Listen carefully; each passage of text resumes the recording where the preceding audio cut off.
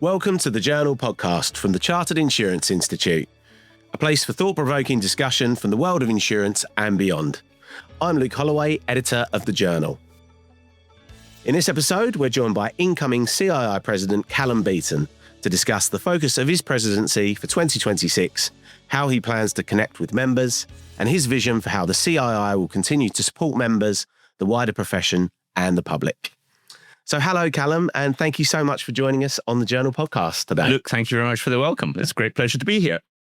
Fantastic. Well, it's a very exciting time for yourself as incoming president that officially begins at the start of 2026. So it's great to have you with us on the podcast today. Thank you. I hopefully won't disappoint. I'm sure you won't. So, Callum, if you could start by kind of giving our listeners a bit of your background in insurance and also your current role in the profession now. Yes, I'd be delighted. I mean, my background goes back almost 50 years. And I started off thanks to a small advert in the Telegraph. Like so many people in days of old, I didn't want to join the insurance profession. I wanted to join the Royal Navy. Thankfully, when I failed the eyesight test, that was mutually beneficial. And I started my career all of 150 metres across Fenchurch Street from the CII's offices, working for a major broker at the time. And they had an excellent training scheme over a 4-year period. But significantly, on the very first day of my career, 31st August 1977, I signed an application form to become a member of the CII. After 4 years of non-marine broking, I then moved to a firm which specialised in political risk. Again, they had a superb training program, although I've got to admit I didn't particularly enjoy the day-to-day work in that particular company. And when one particular Lloyd's underwriter approached me and said, would I care to join his staff, I leapt at the opportunity. Until that is, probably about 4 years later, but in the early 80s, Lloyd's was going through a bit of turmoil. And the idea of moving out of the city, moving out of the Lloyd's market at the time, and returning home to Guernsey, where I'd been brought up, to work in captive management, appealed. I secured a position, and over the next 20 years, ascended through the ranks of a couple of captive management companies, including one that I was asked to establish from scratch. Ultimately, was the wrong side of a takeover. And some 20 odd years ago, I returned home telling my wife that I'd resigned that afternoon, unplanned, and have worked for myself ever since, advising and consulting on predominantly captive insurance focused issues. And captive insurance, for those not necessarily in the know, I'm going to call it structured non-insurance. Amazing. So it sounds like fate has certainly played a role at several points in your career path. Oh, absolutely. Absolutely. So little has, in many respects, been planned. But actually, when an opportunity has arisen, I've taken it. And I suppose from the very early days, I was encouraged to study. Yes, in 1982, I achieved my CII. And later on, I went on to do fellowship. And I dare say you might want to ask me about that in due course. That is perfect, actually, in terms of where we'll go next, because you have been involved with the CII, of course, as you mentioned, for much of your career in various ways, and also the recipient of some CII medals for qualification as well, which I'm sure we'd love to hear about. So can you tell us what the CII has meant to your career and how that journey has led you to become president? Yes, indeed. I mean, initially, it's probably fair to say it didn't mean a great deal. But what it did do was give me a qualification.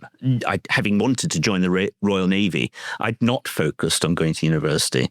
And so actually to join a career or join a profession where I could get a qualification stood me in good stead. And I was delighted about that. But once I'd qualified, and back in 1982, CPD was not a feature. So actually, life went on very comfortably for 25 or so years until shortly before Christmas one year. I could probably work out the exact year, but I won't. A letter dropped through the letterbox changing some of the criteria for becoming a fellow. And I thought, I can do this. And so I literally planned out my fellowship journey and over a 4 or 5 month period. I did the fellowship, and received the qualification some few months later. What I didn't even know about was that there are prizes for Best Qualifying New Fellow. And to my astonishment, I received a letter from then President David Hunt, Lord Hunt of the Wirral, advising that I'd won the Rotter Medal.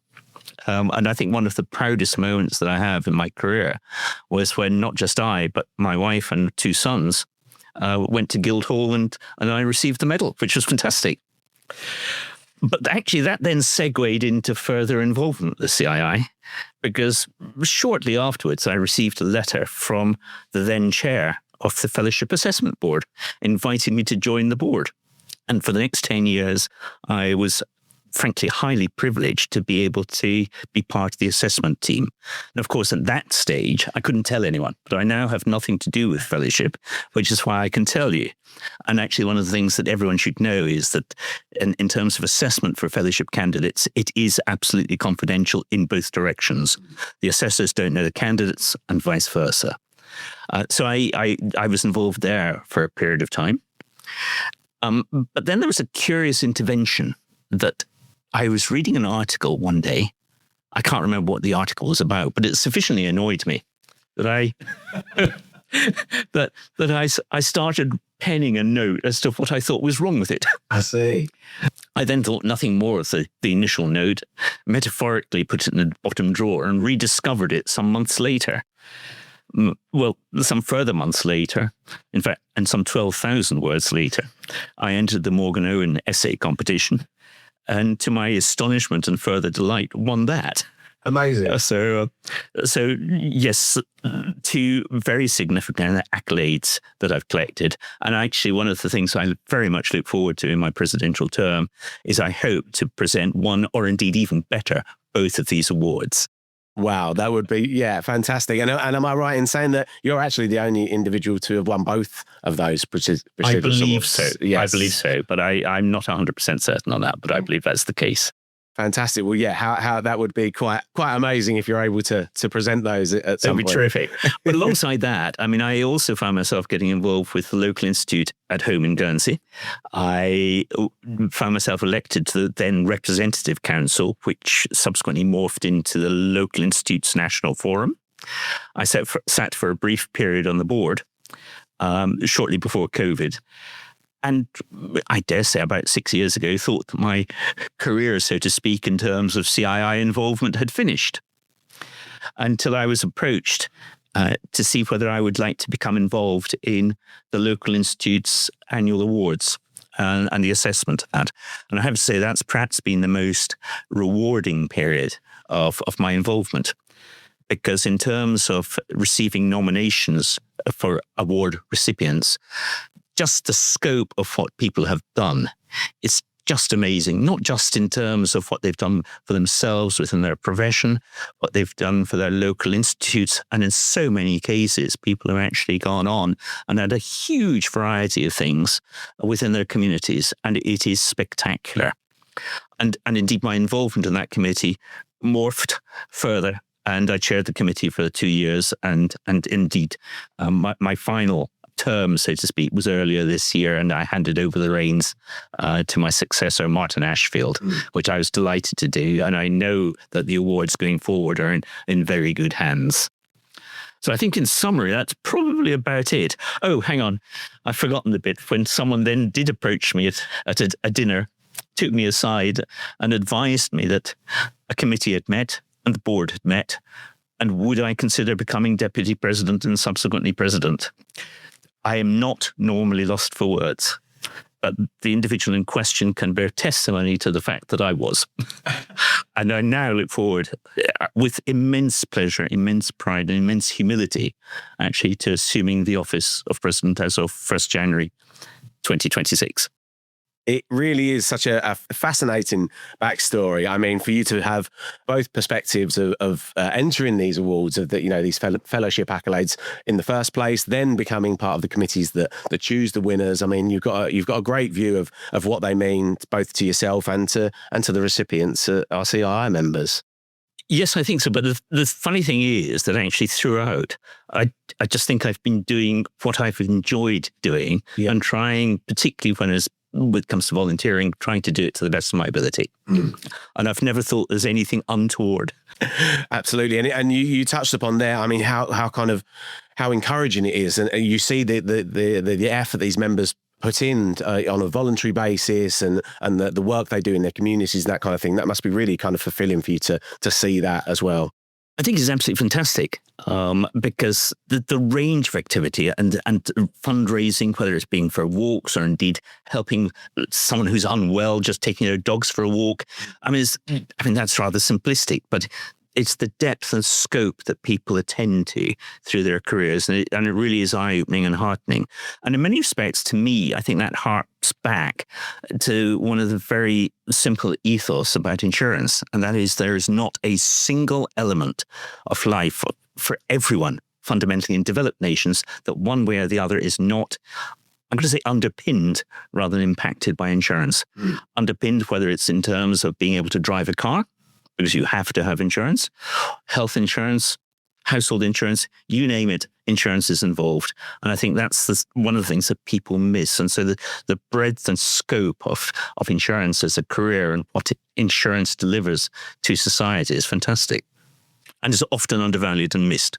Most certainly. And let's stay with the theme of those local institutes and those volunteers, which are really at the heart of the CII all across the UK and overseas as well. And you've clearly made a huge effort to connect with professionals throughout your career, through events and through learning and that kind of thing. So next year, when 2026 does begin, how do you plan to engage with those local institutes? Well, some of that is going to be a little bit of a challenge because actually the English Channel itself presents a degree of challenge. But what I certainly hope to do is to attend as many local institute events as possible. That doesn't mean attending dinners each and every weekend, certainly not, but attending networking events and seeking at those events to ensure that I meet and speak with as many individual members as possible, hearing their views, and indeed, if I can, sharing my enthusiasm and what insurance as a career has done for me, and I hope in turn that I've been able to put back into the profession. Absolutely. And presumably, you know, when you attend these local institutes and events and meet these members, you'll be sharing your theme for your presidency. So can you tell us a bit about what your theme is and why you found it that will be an important thing to focus on? Oh, with pleasure, because actually the theme in many respects I see as being built around my own career. And also it's around the mnemonic equip, educate, qualify, unify, because we work in a unified financial services sector, investigate. And I think it's important, even once one's qualified, to keep on investigating and asking questions and significantly participate, put back. And putting something back, I know is simplistic, I know it's cliche, but actually I think if you look at those words and put them together, it's very much what's delivered for me. And I think it's very much what the CII can assist in delivering to its members, and in turn its members can deliver to the community at large. Fantastic. And do you feel that kind of takes elements of our past presidents, Nicola Stacey and Ian Callaghan as well, that you're kind of continuing their themes as well? And yes, indeed. Both of their themes have been around membership. And I think membership is the thing, because individual members are the lifeblood of the Institute, whether in the PFS or the CII. It's vital that these people feel part of a member organisation and the sense of belonging. So I'm very, very committed to the roles of individual members, to what they can do and how they can develop both themselves and the profession as a whole. And that professional development as well as personal development as well is incredibly important, as you say, to professionals' career paths, and professional qualifications are a huge part of that. So how important do you think those qualifications and ongoing learning are for today's insurance professionals? I mean, you mentioned that a while back CPD wasn't even a thing. So yeah, how important is that to today's modern profession? I think they are vitally important, and I'm very pleased to say that. I'm very confident in saying that, because having worked for myself for the best part of 23, 24 years, when I initially presented a business card with ACII and now present a business card with FCII, frankly, a CII qualification and indeed PFS qualification, they are a global insurance passport. You present the cards and people actually sit up and pay attention.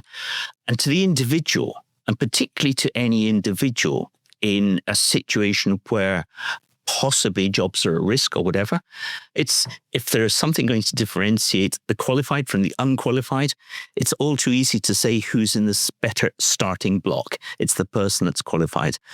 And often, I mean, and a theme I've repeated at the odd dinners that I've spoken at already is that some people say, well, I don't need to study further. Invariably, that comment comes from somebody fairly young. Everyone's young compared to me these days, but invariably it comes from someone fairly young. And my answer is, well, how do you know that you don't need to qualify further? How are you so confident in the direction of your career that you will not need a greater qualification? So I would frankly urge anyone, keep studying and make the most of it, because you're wasting opportunity for yourself, for your employer, and you're wasting the opportunity of getting trust from people with whom you engage if you don't have the optimum qualification. A really important message there for members at all levels, as you say. So yeah, one I'm sure you'll continue to share throughout 2026. And Callum, we've established obviously a huge amount about your professional life. So outside of your career in insurance, if you do indeed have any time, what are some of the interests and passions you have away from your professional? Well, I'm happy to describe myself as semi-retired, and people will be disappointed if anyone who's semi-retired doesn't try and play golf. Yeah. So yes, I do try and play golf to no decent standard whatsoever. But significantly, I really enjoy boating when given the opportunity. Living on an island, it's only too natural. I don't quite know how I fell into a love for gardening. But I thoroughly enjoy gardening, so much so that for one significant birthday, I'd moaned for so long to my family that I wanted a garden pond that they kindly gave me a spade. Oh. I thought you were going to say that they, got someone to dig it for you, but... No, they gave me a spade, and some 4 months later, I had a 6 metre by 3 metre garden pot. So gardening plays a big feature, and it's actually a means that it's incredibly useful, dare I say, for thinking time. Absolutely, yeah. And when the opportunity arises, certainly enjoy traveling. But I mean, that's more on holiday. I mean, I'm more or less fluent in French. So when we go to France, and we're quite close to France, I love the French way of life, but I'm not proposing to emigrate. Absolutely. And you're quite a keen quizzer as well. Am I right in saying that? Yes, together with my wife and a group of friends, we attend mainly charity quizzes with a satisfying degree of success. That's good to hear. And so if there are indeed any local institutes holding quizzes throughout 2026, you might be the right man to invite. Well, actually, I can tell you a tale that unfortunately I couldn't attend my local institute's annual quiz this year. I see. And it transpired that I featured in the picture round. That's what you get for refusing an invite, yeah. Fantastic. Well, let's look to the future for a second then, Callum, and fast forward a year to the end of 2026. When you look back at your time as president, what would you like to have achieved? Oh my goodness, that's very simple. And that is that if I feel at the end of my presidency that I've imparted any of the enthusiasm and benefits that I've received from insurance as a career and imparted that onto the next generation, and in turn, they might be able to use that to encourage confidence from clients and contacts, then I'll be delighted. Fantastic. And finally, Callum, what are your hopes for the future of the insurance profession more widely? That is a really, really difficult question, because if you look at corporate entities, you say you want to see improved shareholder value. But actually, I'm going to go for the simplistic. And that is that, as I said right at the outset, I believe firmly that insurance underpins just about every aspect of daily life. And so its role continues, and I hope its role strengthens in terms of confidence that people have in the profession. And dare I say, yes, that ultimately standards, professionalism and trust are embodied in what's delivered in the future. Well, thank you, Callum, for joining us on the podcast today. You certainly have a really exciting year ahead. We wish you the very best of luck, and we look forward to catching up with you during 2026 and your CII presidency. Luke, it's been my absolute pleasure. Thank you very much indeed. And thank you very much for listening to this episode of the Journal podcast. You can find useful links in the show notes alongside this episode and related articles on the Journal website with further episodes of the show. So please like, review and subscribe wherever you can. And until next time, goodbye.